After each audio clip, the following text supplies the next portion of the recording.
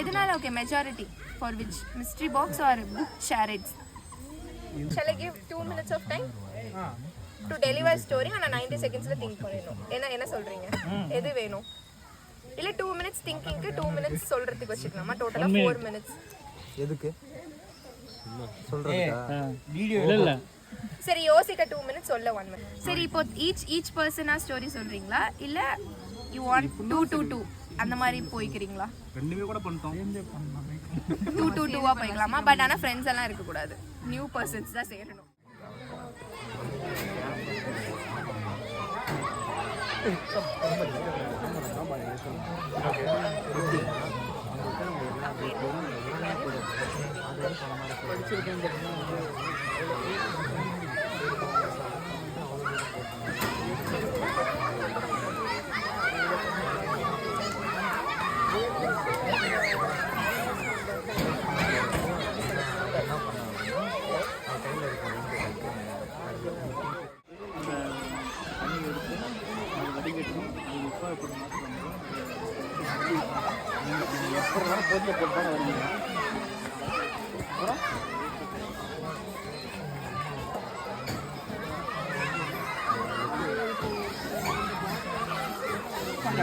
ஒரு ராஜா இருக்காரு.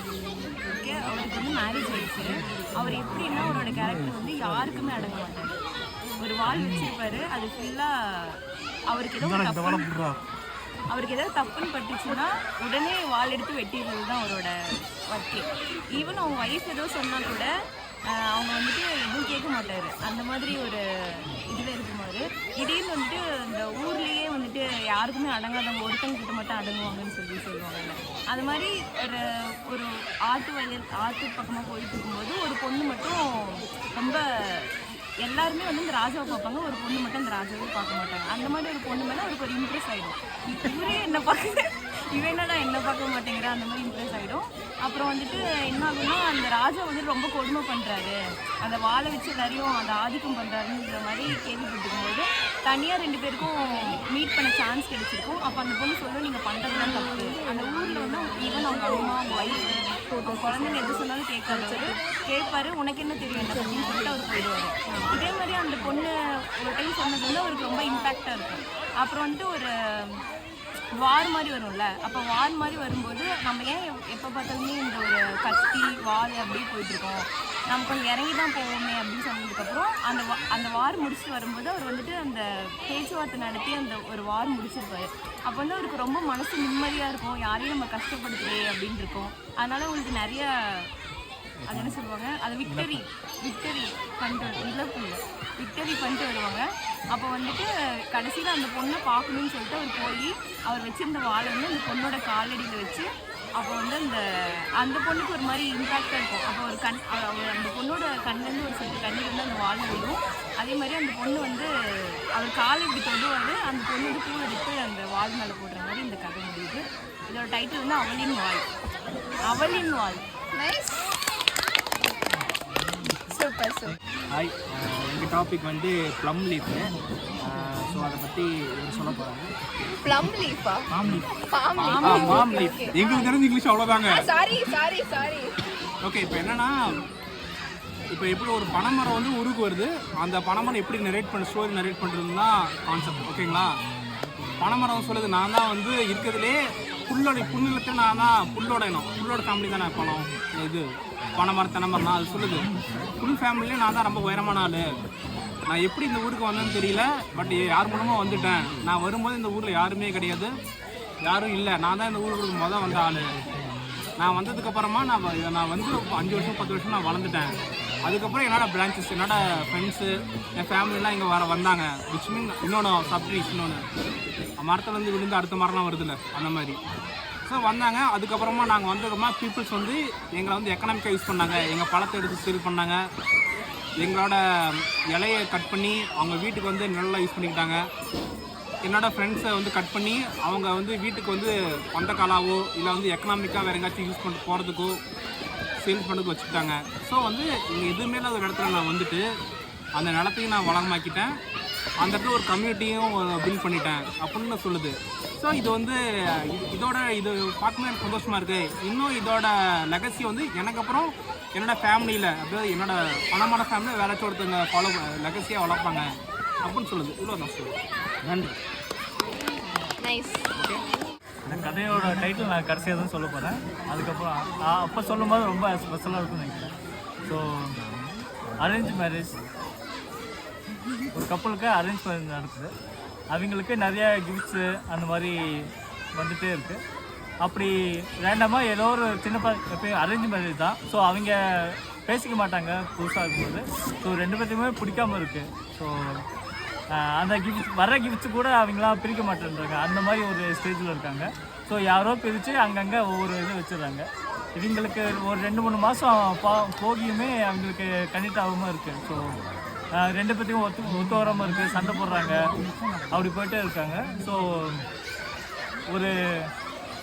ஒரு நைட்டு டின்னர் நடக்குது. அவங்க 2 பேரும் தான் தனித்தனியாக சாப்பிட்றாங்க. ஸோ சாப்பிடும்போது 2 பேர்த்துக்குமே ஒரு டேபிள் முன்னாடி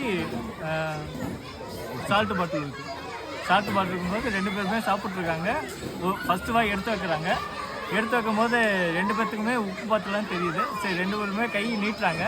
ஸோ அங்கே பார்க்கும்போது 2 பேருமே ஃபஸ்ட் டைம் சிரிச்சுக்கிறாங்க.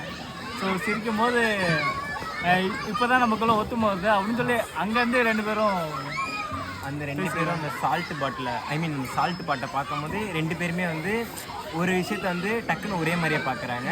அது அதில் ஒரு ஆர்ட் மாதிரி பார்த்துட்றாங்க. அது வந்து அவங்க 2 பேர்த்தையும் குறித்து 2 பேரும் ஒரு அந்த ஐ கான்டாக்ட் வச்சு பார்த்து சிரிச்சுக்கிறாங்க. சிரிச்சதுக்கப்புறம் 2 பேருமே அதுக்கப்புறம் நிறைய பேசுகிறாங்க, ஒன்றா பழகுறாங்க, ஒன்றா வெளியே போகிறாங்க. ஸோ அந்த மாதிரி இருக்குது. இதுதான் ஒரு ஹாப்பி எண்டிங். இந்த டைட்டில் வந்துட்டு சால்ட் பாட்டு.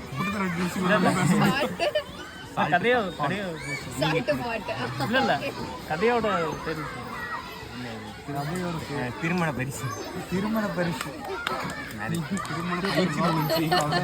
டைட்டில் வந்து என்னன்னா the ring beyond that you think. அதுதான் title of the ring beyond that you think.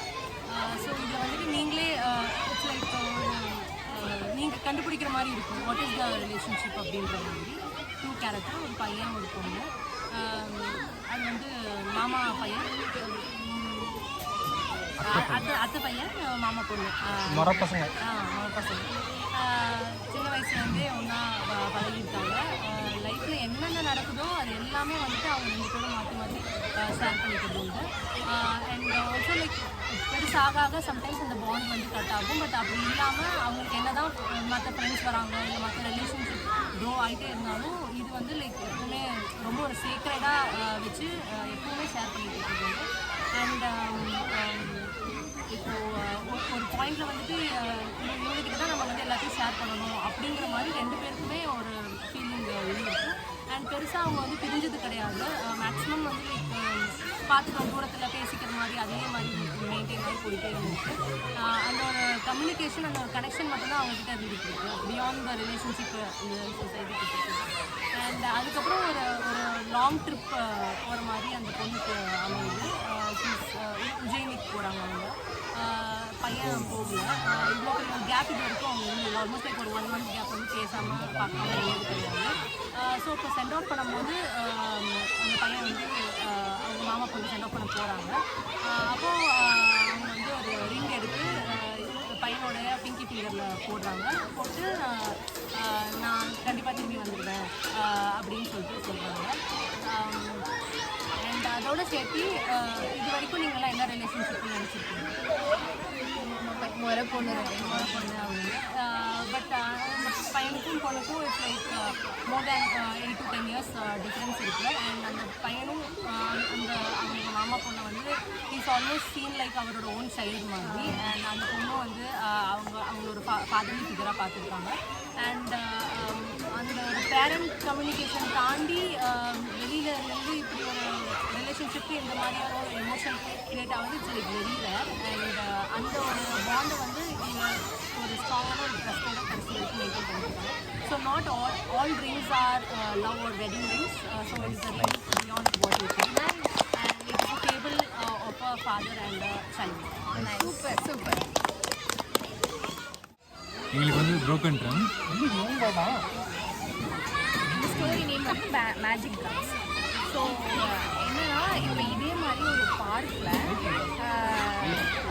வந்துட்டு ஒரு ட்ரம் இருக்குது. இந்த மாதிரி எக்ஸாம் இருக்குது, அந்த ட்ரம் பார்த்துக்கோங்க. ஸோ அந்த மாதிரி ஒரு ட்ரம் இருக்குது, சவுண்டு இந்த மாதிரி ஒரு ட்ரம் இருக்குது. பக்கத்தில் அந்த மாதிரி உட்கார்றதுக்கு ஒரு சின்ன இருக்குது. ஸோ இதே மாதிரி தான் ரொம்ப கியாட்டிக்காக ரொம்ப சவுண்டோட ஒரு ஒரு என்விரான்மெண்ட் பார்க்கு. ஸோ எல்லாருமே வருவாங்க போவாங்க. அந்த இடத்துல ஓரமாக அந்த தொட்டி, அந்த ட்ரம்மு அண்ட் தென் அந்த பெஞ்ச் இருக்குது.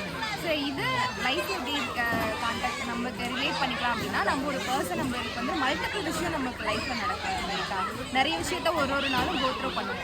ஸோ அப்படி ஒருத்தங்க வந்துட்டு டிப்ரெஸ்டாக வந்து லைஃபே ரொம்ப பார்த்ததுக்கப்புறம் ஒரு மாதிரி என்னடா அப்படின்ட்டு டெய்லியும் தோணும் இல்லையா, என்னைக்காவது வந்துட்டு ஓடிட்டே இருக்கிறப்போ ஒரு நாள் ஐயோ முடியல அப்படிங்கிற மாதிரி ஒரு எனர்ஜிக்காக இல்லை தனியாக இருக்கலாம் அப்படின்னு சொல்லிட்டு நம்ம பார்த்துட்டு போகிறோம் இல்லையா. அப்படி வந்து அவங்க அந்த மாதிரி அந்த ட்ரம்முக்கு பக்கத்தில் வந்து உட்காருவாங்க.